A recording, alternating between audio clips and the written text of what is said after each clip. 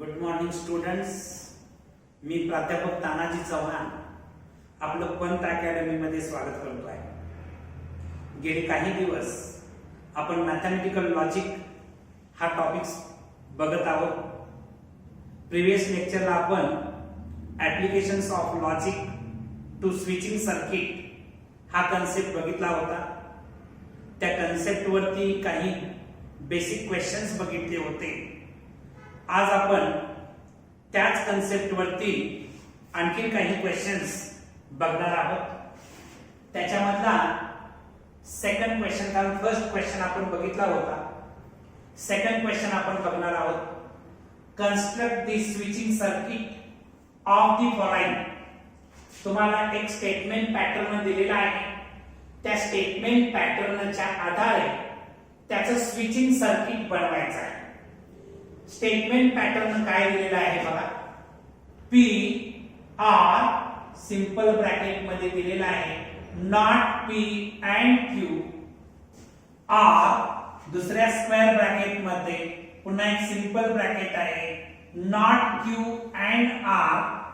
R not P असा statement pattern दिलेला आहे. याचं आपल्याला स्विचिंग सर्किट बनवायचं आहे. याच्यामध्ये पी क्यू आर हे प्राइम कंपोनेंट आहेत. तर पी साठी मी S1 स्विच मानणार आहे, क्यू साठी S2 स्विच मानणार आहे आणि आर साठी S3 मानणार आहे. Let P such that the switch S1 is closed, Q such that the switch S2 is closed, R such that the switch S3 is closed. तुम्हाला इथं not P दिसत आहे. Not P म्हणजे S1 dash असणार आहे. Not P such that the switch S1 dash is closed. तुम्हाला not Q सुद्धा दिसत आहे. Not Q such that the switch S2 dash is closed. Not R नाही, त्यामुळे ते घेण्याचा विषय नाही. लॅम्प घ्यावा लागेल. L the lamp is on. He basic information प्रत्येक स्विचिंग सर्किट जेव्हा बनवणार आहात एक्झाममध्ये तेव्हा ही इन्फॉर्मेशन कंपल्सरी लिहावी लागेल. स्टेटमेंट पॅटर्न काय आहे, त्याच्यामध्ये काय काय प्राइम कंपोनेंट आहेत, त्यानुसार तुम्हाला हे सगळं सिलेक्ट करावं लागेल. आता the switching circuit of the given statement pattern is, हा जो स्टेटमेंट पॅटर्न दिलेला आहे त्याचं स्विचिंग सर्किट बनवत असताना आता P म्हणजेच S1, P म्हणजेच S1, R आहे म्हणजे S1 ला पॅरलल असणार आहे, कारण R आहे म्हणजे पॅरलल असणार आहे. हे दोन switches not P and Q आहे. अँड आहे म्हणजे हे दोन स्विचेस सिरीज मध्ये असतील, मात्र P ला पॅरलल असणार म्हणजे S1 ला पॅरलल असणार. नॉट P म्हणजे S1 डॅश, आणखी Q म्हणजेच S2. S1 आणि S2 सिरीज मध्ये असणार आणि S1 ला ते पॅरलल असणार आहे, कारण इथं R आहे आणि इथं अँड आहे. R असेल तर पॅरलल, अँड असेल तर सिरीज. पुन्हा हे स्क्वेअर ब्रॅकेट इथं कंप्लीट झाले म्हणून हे सर्किट मी इथं कंप्लीट केलेलं आहे. या सर्किटला, या होल सर्किटला R असल्यामुळे पॅरलल येणार आहे पुढचं सर्किट. इथं स्क्वेअर ब्रॅकेट म्हणजे पुढे एक नवीन सर्किट तयार होणार, त्याला R असणार आहे. आता इथं R आहे म्हणजे पॅरलल असणार आहे. ठीक आहे. आता इथं not Q and R. Not Q म्हणजेच S2 डॅश, R म्हणजेच S3. इथं अँड आहे म्हणजे सिरीज मध्ये हे दोन स्विचेस असणार आहेत. पुन्हा R आहे म्हणजे या दोन स्विचेसना पुन्हा पॅरलल येणार.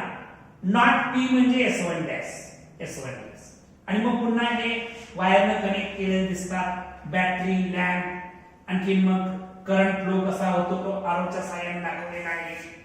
तर या टाइपची सर्किट डायग्राम स्टेटमेंट पॅटर्न वरून सर्किट डायग्राम काढण्यासाठी तुम्हाला बेसिक गोष्टी माहिती असायला पाहिजेत. S1 साठी P मानायचं, S2 साठी Q मानायचं, S3 साठी R मानायचं, S1 डॅश असेल तर नॉट P मानायचं, S2 डॅश असेल तर नॉट Q मानायचं, S3 डॅश असेल तर नॉट R मानायचं. या बेसिक गोष्टी कशासाठी काय कन्सिडर करायचं. दुसरी गोष्ट, जर पॅरलल असेल तर ऑर असेल तर पॅरलल स्विचेस काढायचे, अँड असेल तर सिरीज मध्ये काढायचे, लाईन मध्ये काढायचं. तर पहिला तर ही सगळी बेसिक इन्फॉर्मेशन नोट डाऊन करा.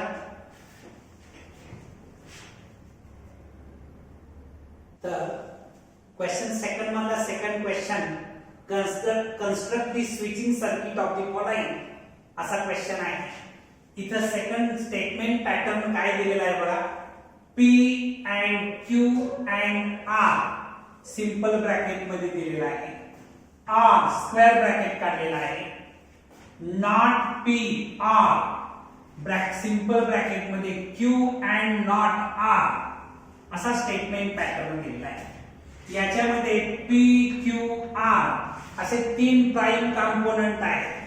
आता तीन प्राइम कंपोनेंट असल्यामुळे आपल्याला P such that the switch S1 is closed, Q such that the switch S2 is closed, R such that the switch S3 is closed. असे प्राइम कंपोनेंट साठी S1, S2, S3 असे switches consider केले. Not P दिसत आहे म्हणजे S1 dash येणार. Not P such that the switch S1 is closed. Not R दिसत आहे. Not R such that the switch S3 dash is closed. Lamp घ्यावा लागेल. The lamp L, the lamp is on. त्याच्यानंतर the switching circuit of the given statement is. आता इथं बघा हे तीन स्विचेस जे आहेत ते अँड न कनेक्ट केलेले दिसतात, म्हणजे हे सिरीज मध्ये असणार आहे. P Q R याच्यामध्ये अँड दिसतो म्हणजे सिरीज असणार आहे. S1 S2 आणि S3 सिरीज मध्ये येतं. S1 S2 S3 सिरीज मध्ये एका लाईन मध्ये ते स्विचेस असणार आहेत. इथं ऑर आहे म्हणजे या तीन स्विचेसना पुढचं सर्किट जे आहे, पुढचे स्विचेस जे आहेत ते पॅरलल असणार आहे म्हणून याला पॅरलल आहे. इथं नॉट P म्हटलेलं आहे. नॉट P म्हणजे S1 डॅश. या स्विचला म्हणजे S1 डॅशला इथं ऑर आहे म्हणजे पुन्हा पॅरलल येणार. Q म्हणजे S2 इथं अँड आहे म्हणजे सिरीज मध्ये येणार पुढचा स्विच. नॉट R म्हणजे S3 डॅश. असे हे स्विचेसचे अरेंजमेंट होईल. त्याच्यानंतर ही बॅटरी, हा लॅम्प, करंट फ्लो कसा होतो ते एरोने डायग्राम मध्ये दाखवलेलं आहे. हे पहिला तर स्विचेसचे अरेंजमेंट याच्यामध्ये मेजर राहतं. बाकीचे बॅटरी, लॅम्प ह्या सगळ्या गोष्टी काही सिंपल आहेत, किंवा battery light flow, current flow कसा होईल हे दाखवणं ही सिंपल आहे. बेसिक स्विचेसचे अरेंजमेंट करता येणं याच्यामध्ये मेजर आहे. तर हा जो स्टेटमेंट पॅटर्न दिलेला आहे त्याचं कन्व्हर्शन आपण स्विचिंग सर्किट मध्ये केलेलं आहे. तर आपल्याला सांगितलेलं आहे कन्स्ट्रक्ट द स्विचिंग सर्किट. तर आपण स्विचिंग सर्किट कन्स्ट्रक्ट केलेलं आहे. राईट.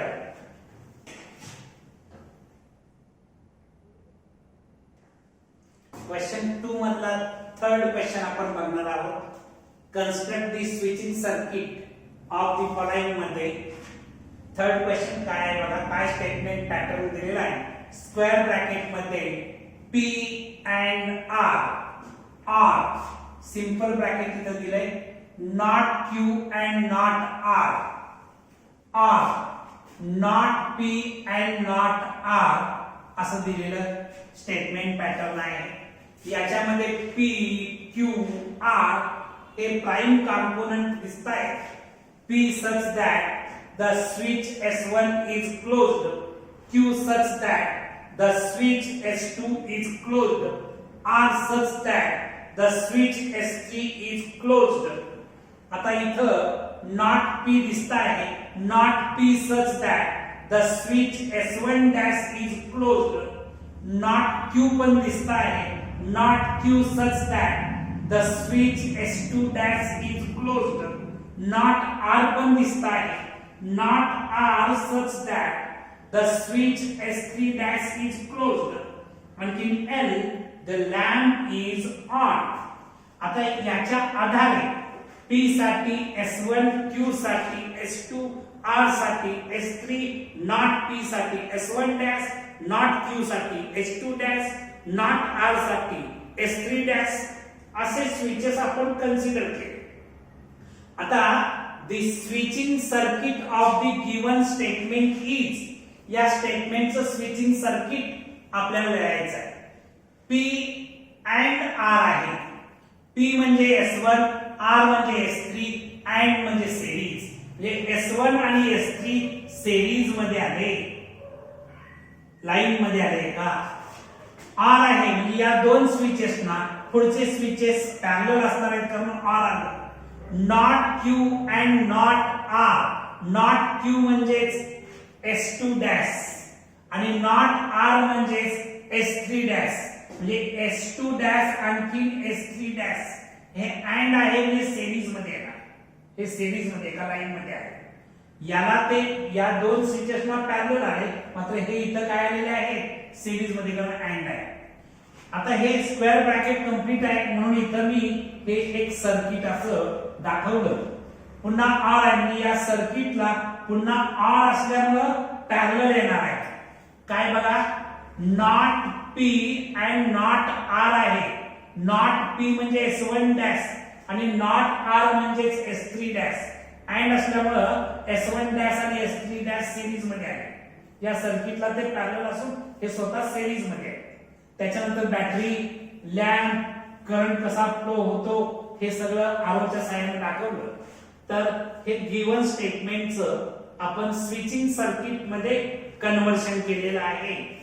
स्विचिंग सर्किट कन्स्ट्रक्ट केलेलं आहे. So write down.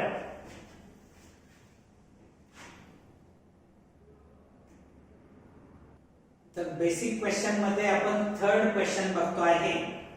काय क्वेश्चन आहे बघा, give an alternative arrangement for the following circuit so that the new circuit has minimum switches.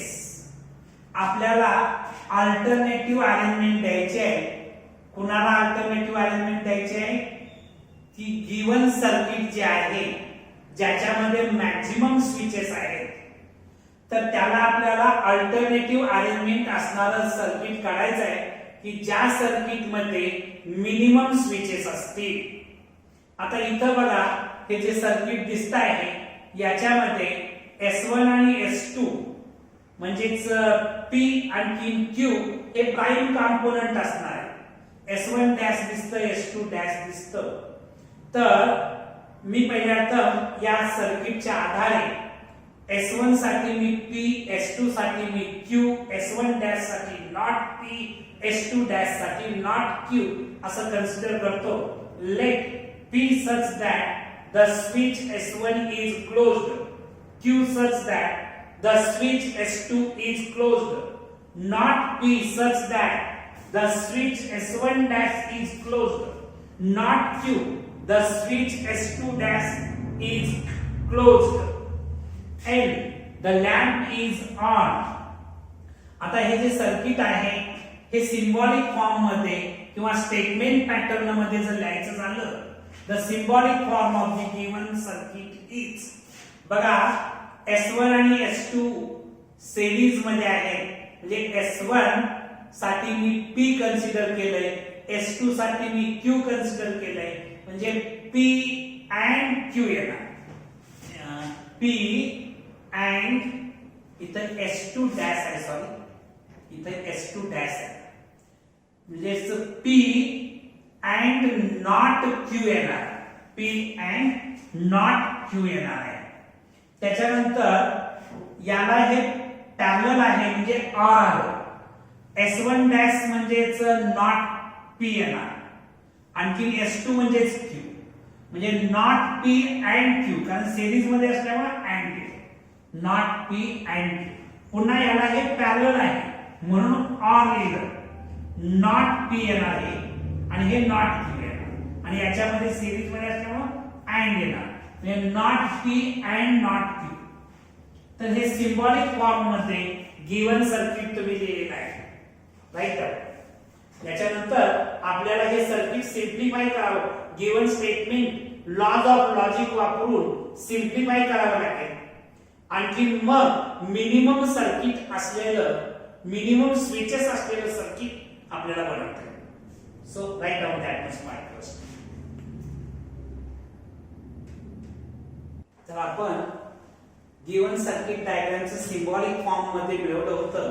ते काय होतं बघा, P and not Q or not P and Q or not P and not Q असं symbolic form मध्ये आपल्याला मिळवलेलं होतं. आता लॉज ऑफ लॉजिक वापरून आपण हे गिवन स्टेट, हा जो स्टेटमेंट पॅटर्न आपल्याला मिळालेला आहे त्याला सिम्प्लिफाय करायचं आहे. याच्यासाठी P and not Q as it is ठेवलं, हे R ऍज इट इज ठेवलं. इथं याच्या दोन गोष्टी आहेत, म्हणजे कुठल्या, not P and Q or not P and not Q. याला मी असोसिएट केलं असोसिएटिव्ह लॉच्या आधारे. त्याच्यानंतर P and not Q or bracket मध्ये इथं बघा नॉट P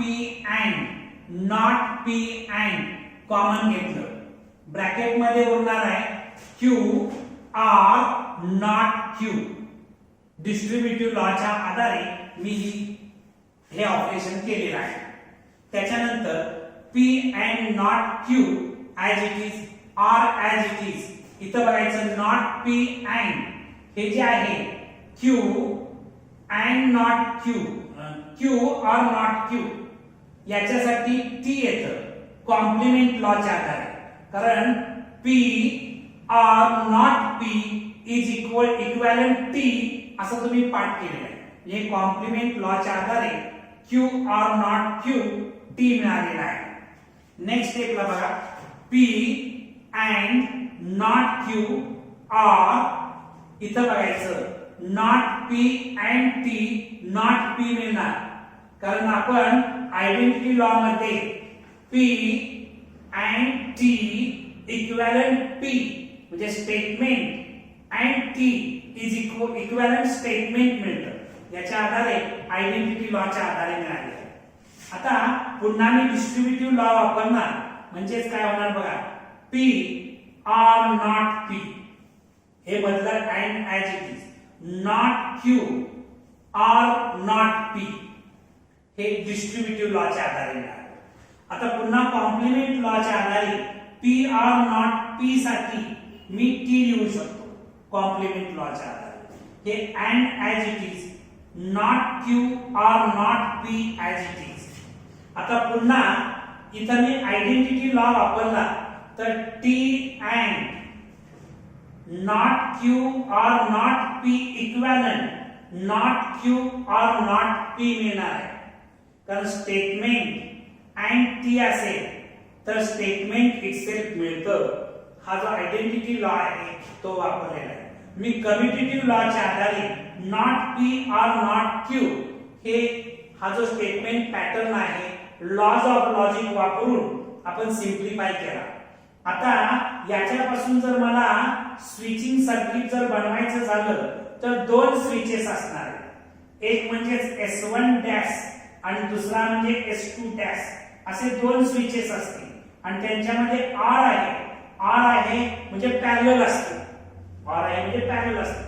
तर एवढं पहिला तर नोट डाऊन करा, नंतर आपण स्विचिंग सर्किट याच्यापासून बनवूया. Write out that means part first.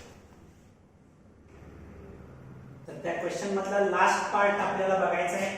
Simplify केलं होतं not P or not Q. Therefore, the alternative arrangement for the given circuit is not P म्हणजे S1 dash, not Q म्हणजे S2 dash, मध्ये R आहे म्हणजे parallel राहणार आहे. हे दोन स्विचेस पॅरलल राहणार आहे. बॅटरी, लॅम्प, करंट फ्लो कसा होतो आहे ते इथं आपण दाखवलेलं आहे. हे अल्टरनेटिव्ह अरेंजमेंट मिळालेली आहे गिवन सर्किटला. या अरेंजमेंट मध्ये किंवा या सर्किट डायग्राम मध्ये मिनिमम स्विचेस आहेत आपल्याला गिवन सर्किट जे होतं त्याच्यामध्ये 6 स्विचेस होते आणि त्याला बरोबर अल्टरनेटिव्ह स्विचिंग सर्किट आपण बनवलं, त्याच्यामध्ये मिनिमम 2 स्विचेस मिळालेले आहेत. So draw this diagram.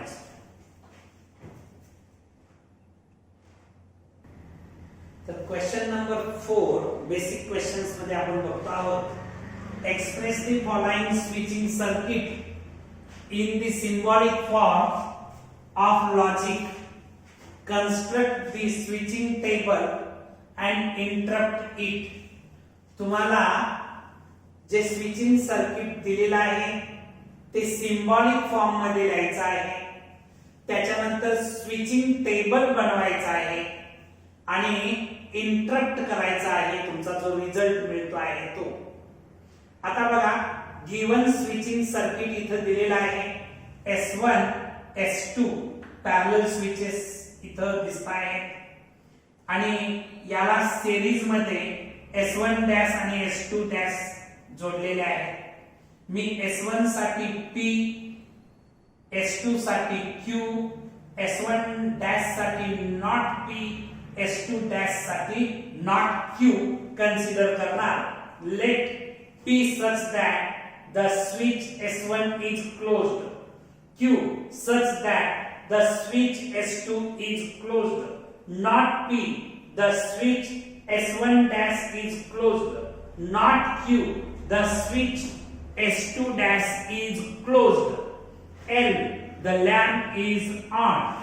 The symbolic form of the given circuit is, बघा, S1 म्हणजेच P, S2 म्हणजेच Q. हे आहे पॅरलल म्हणजे येणार R, P R Q. ठीक आहे. याला पुढचे स्विचेस सिरीज मध्ये आहेत म्हणून अँड. S1 डॅश म्हणजे नॉट P, त्याला पुन्हा सिरीज मध्येच आहे म्हणून अँड. S2 डॅश म्हणजेच नॉट Q. हे symbolic form of the given circuit आपल्याला हा मिळालेला आहे. आता एवढा पार्ट आधी नोट डाऊन करा, त्याच्यानंतर आपण स्विचिंग टेबल कन्स्ट्रक्ट करूया आणि नंतर इंटरप्ट करू. Write down that much part first. तर आता आपल्याला स्विचिंग टेबल बनवायचा आहे. मगाशी आपण P or Q and not P and not Q असं सिम्बॉलिक फॉर्म लिहिलेला होता गिवन सर्किटचा. आता याचं स्विचिंग टेबल बनवत असताना याच्यामध्ये P आणि Q असे दोन प्राइम कंपोनेंट आहेत. फर्स्ट कॉलम मध्ये P, दुसऱ्या कॉलम मध्ये Q घेतलं. नॉट P दिसतं, नॉट Q दिसतं, म्हणून नॉट P चा एक कॉलम, नॉट Q चा एक कॉलम. त्याच्यानंतर P or Q याचा एक कॉलम बनवला आणि लास्ट कॉलम मध्ये P or Q and not P and not Q हे पूर्ण घेतलेलं आहे. इथं आता लास्ट प्राइम कंपोनेंट Q आहे. आता दोन प्राइम कंपोनेंट आहेत, म्हणजे नंबर ऑफ रोज 4 राहणार आहेत. अल्टरनेटिव्ह T F लिहिलेला आहे आणि इथं 2 टाइम्स T आणि 2 टाइम्स F लिहिलेला आहे. नॉट P मिळवत असताना जिथं T आहे तिथं F लिहिणार आणि F आहे तिथं T लिहिणार. तसंच नॉट Q मिळवत असताना इथं TF आहे, त्याच्याऐवजी FT लिहिणार आपण. त्याच्यानंतर P or Q, R मध्ये बोथ एंट्रीज F असतील. इथं बघा बोथ एंट्रीज F आहे म्हणून F लिहिलं, अदरवाइज T म्हणून T लिहिलेला आहे. आता या तीन कॉलम मध्ये 1 2 3 या तिन्ही कॉलम मध्ये आपल्याला अँड मिळवायचा आहे. ऑल एंट्रीज जर T असतील तर T. इथं ऑल एंट्रीज T दिसतात का? नाही दिसत. इथं ऑल एंट्रीज T आहेत का? नाही. इथं ऑल एंट्रीज T आहेत का? नाही. इथं ऑल एंट्रीज T आहेत का? तर नाही आहेत. म्हणून इथं सगळीकडे लास्ट कॉलम मध्ये F आलं, कारण तिन्ही या कॉलम मध्ये जर T असतं तर T आलं असतं, otherwise F. All entries T असतं तर T, अदरवाइज F. त्यामुळं last column contain all F. Last column मध्ये ऑल F दिसत आहे, म्हणजे याचाच अर्थ lamp will not glow irrespective of the status of the switches. स्विचेसचा स्टेटस काय आहे याच्यावरती लॅम्प कुठल्याही परिस्थितीत ग्लो होणार नाही, लॅम्प ऑन असणार नाहीये. So draw the switching circuit आणि ऑल्सो इंटरप्ट्स केलेला जो पार्ट आहे तो सुद्धा लिहून. तर बेसिक क्वेश्चन मध्ये आपण क्वेश्चन नंबर 5 बघतोय. Simplify the given circuit by writing its logical expression. Also write your conclusion असा क्वेश्चन दिलेला आहे. इथे हे जे सर्किट दिलेलं आहे याच्यामध्ये S1, S1 dash, S2 dash आणि S2 असे स्विचेस दिलेले आहेत. याच्या आधारे याच्यामध्ये S1 आणि S2 हे मेजर स्विचेस दिसतायत. Let P such that the switch S1 is closed, Q such that the switch S2 is closed. S1 dash दिसतं म्हणजे not P, not P such that the switch S1 dash is closed. S2 dash दिसतं आहे म्हणजे not Q म्हणावं लागेल, not Q such that the switch S2 dash is closed. आणखी नेहमीप्रमाणे L the lamp is on असं म्हणावं लागेल. The symbolic form of the given circuit is, आता सिंबॉलिक फॉर्म काय मिळणार बघा. S1 म्हणजेच P, त्याला हे सिरीज मध्ये आहे म्हणून अँड आलं, P अँड. S1 डॅश म्हणजेच नॉट P, S2 डॅश म्हणजेच नॉट Q. S1 आणि S2 पॅरलल आहे म्हणून R आलं, नॉट P और नॉट Q. पुन्हा S2 म्हणजे Q, मात्र हे सिरीज मध्ये आहे म्हणून अँड Q. म्हणजे symbolic form of the given circuit P and bracket मध्ये नॉट P और नॉट Q अँड Q असा सिंबॉलिक फॉर्म येणार आहे. पहिल्या तुम्हाला थोडा पार्ट लिहून घ्या, मग पुढचा आपण हे जे सिम्प्लिफाय करायचं आहे ते सिम्प्लिफाय करून कन्क्लुजन काढू. Write down that much part first. तर आपण सिंबॉलिक फॉर्म मध्ये बघा P अँड ब्रॅकेट मध्ये नॉट P और नॉट Q अँड Q असं मिळवलेलं होतं. तर याला मी लॉज ऑफ लॉजिकचा वापर करून सिम्प्लिफाय करतो. तर काय मिळणार बघा, P अँड या ठिकाणी सिंपल ब्रॅकेट मध्ये नॉट P और नॉट Q याला असोसिएट केलं असोसिएटिव्ह लॉच्या आधारे and Q as it is लिहिलं. आता मी डिस्ट्रीब्युटिव्ह लॉच्या आधारे P अँड नॉट P हे or as it is, P and not Q and Q as it is.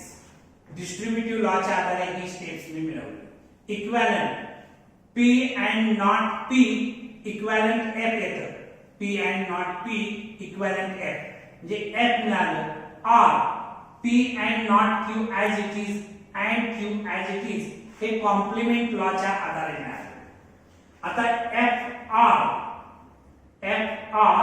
P and Q identity लॉच्या आधारे P अँड नॉट Q मिळणार आहे. P and not Q identity लॉच्या आधारे and Q as it is. Next स्टेपला बघा, पुन्हा मी डिस्ट्रीब्युटिव्ह लॉ वापरतो. P अँड Q इथं जे आहे इथं आपल्याला असोसिएटिव्ह लॉ वापरावा लागेल. P अँड हे जे आहे नॉट Q अँड Q याला असोसिएट केलं असोसिएटिव्ह लॉच्या आधारे. नेक्स्ट स्टेपला P as it is and as it is, Q and not Q म्हणजेच F इथं वापरलं होतं तसंच कॉम्प्लिमेंट लॉ. आणि आयडेंटिटी लॉच्या आधारे P अँड F येतं, P अँड F येतं आयडेंटिटी लॉच्या आधारे. म्हणजे याचा रिझल्ट F मिळाला मला. म्हणजे कन्क्लुजन काय मिळणार, the lamp will not glow irrespective the status of the switches. स्विचेसचा स्टेटस काही जरी असला तरी लॅम्प ग्लो होणार नाहीये, हे याच्यातून कन्क्लुजन मिळत आहे. आज आपण इथं थांबणार आहोत. Remaining part we will see tomorrow. पण तुम्हाला हा व्हिडिओ आवडला असेल तर लाईक करा, शेअर करा, सबस्क्राईब करा. तुम्ही मॅक्झिमम मुलांच्या पर्यंत, मॅक्झिमम विद्यार्थ्यांच्या पर्यंत हा व्हिडिओ पोहोचवाल अशी अपेक्षा व्यक्त करतो आणि थांबतो. थँक्यू.